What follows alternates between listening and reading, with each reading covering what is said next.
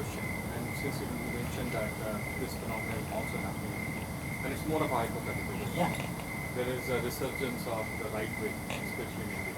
Yeah. That's the entire government all about. Apart from the economics, there is a right wing traditionalist, Yes. culturalist argument that was being made as part of the elections discussion.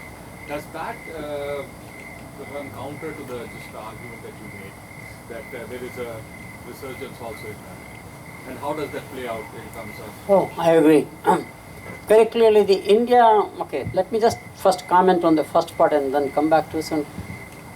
I just wrote a major article in the Indian press. In India, the generation gap now is 8 years. That fast a change. The older sister born in India is unable to relate to the younger sister born in India if they are 8 years or more apart.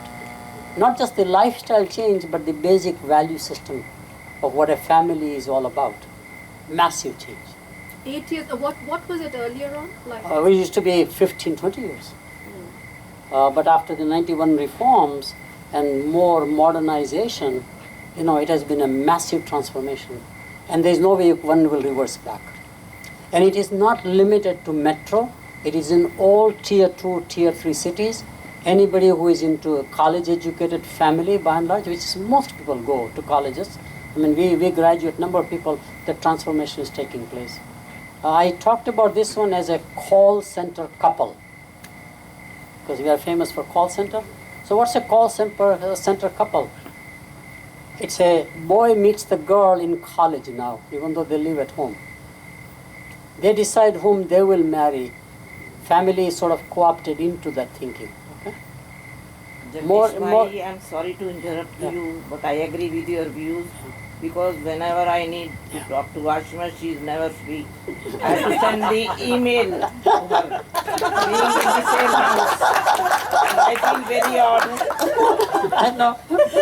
And Well, she will reply immediately. Yes, correct. Would be next day would be two of you I will be feel sitting better. next to each Let other, me send an text email. messaging each other, okay? So that's the reality. But very fascinating. What is this call center? First thing is that they don't want to live with their parents anymore. Used to be, remember, you married and the wife moved into your family. Typical way it was, generation was continuity. There's a discontinuity. They are the first time buyers of everything, from cell phones to motorcycles to cars to anything. Housing is the last element by and large. And the most fascinating part of this data is the following, which is what the India is all I'm about. feeling ashamed. I'm staying with Ashima for the past 6.5 years. No.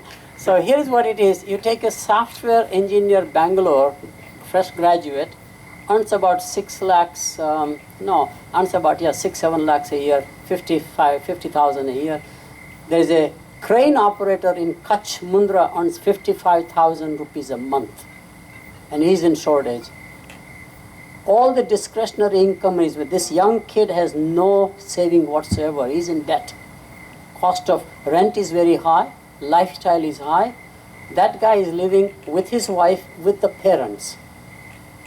He's not college graduate, he's vocational technically trained. The discretionary income in India is in rural India, not in metro area anymore.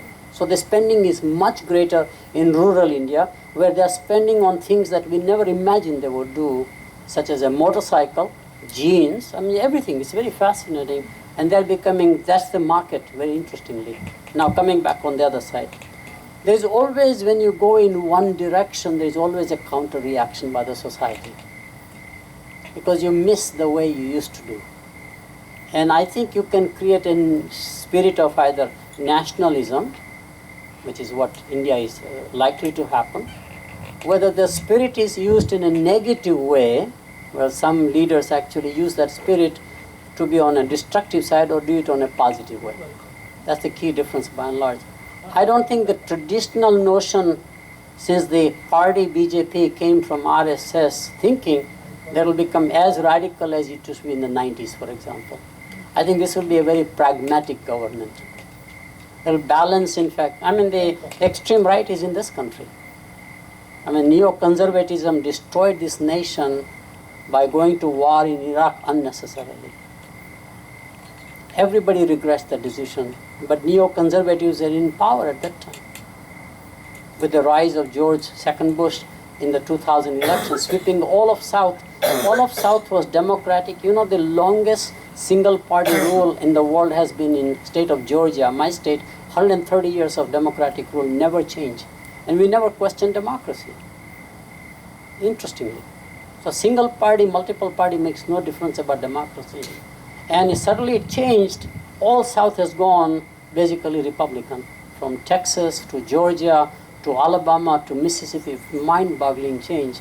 And that sweeping created enormous neoconservatism because it was extreme radical right in this country which motivated the government to behave in a certain way. So it's always a possibility, it can happen. It can always happen. And the biggest worry we have about India is that we became suddenly so well after the reforms. We produced more millionaires in a short period of time.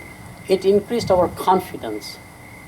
People began to look at just the comment you made today in India. I've traveled all over the world actually for many projects. I mean, I would be, with an Indian passport would be hard to travel, and people would sort of look down on you.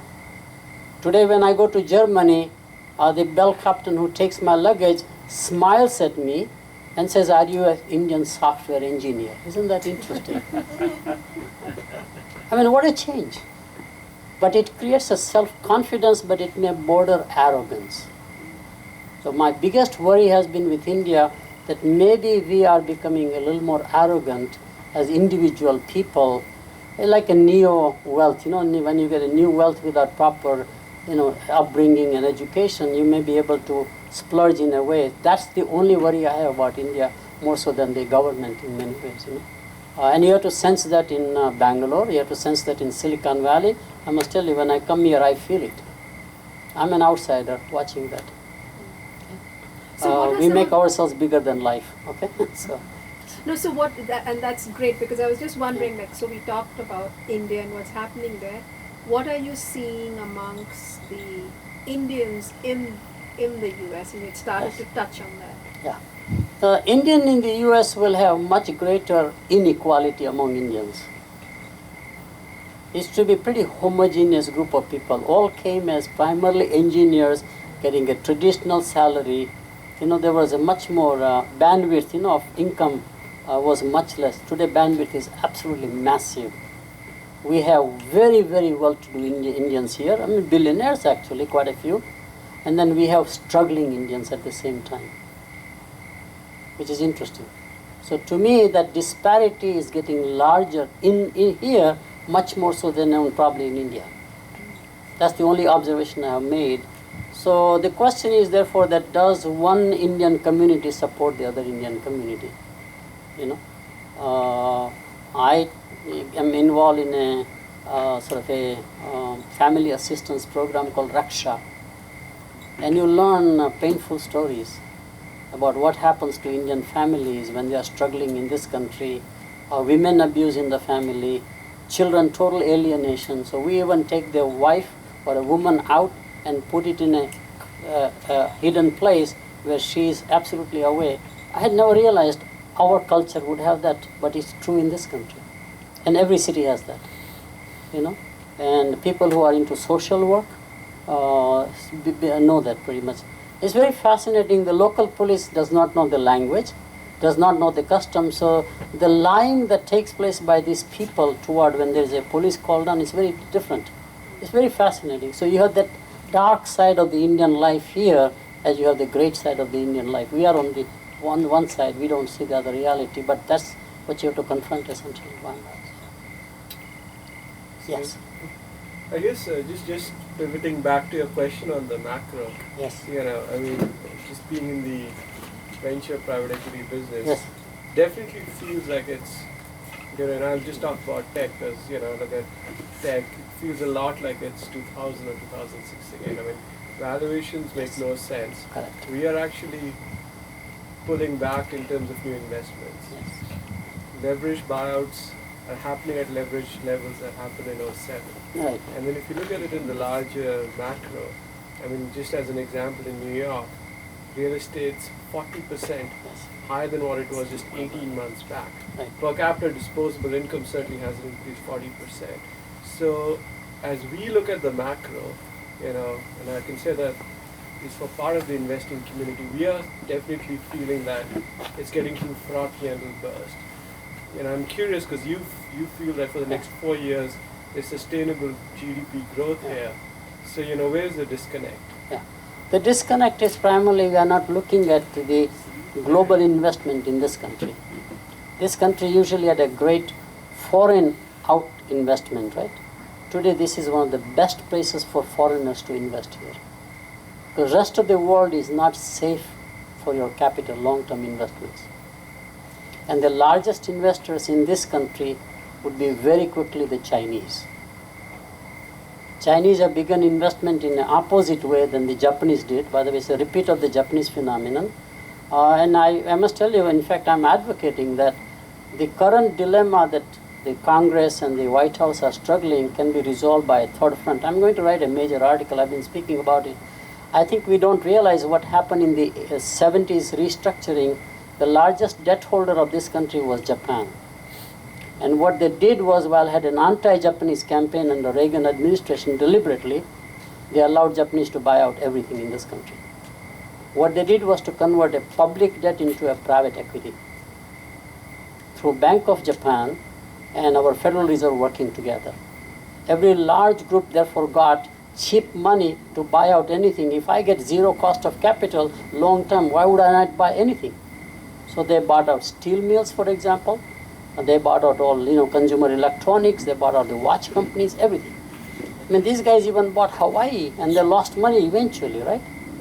I find the same thing. The Chinese, we will have an anti-Chinese propaganda publicly, but privately will say buy out anything.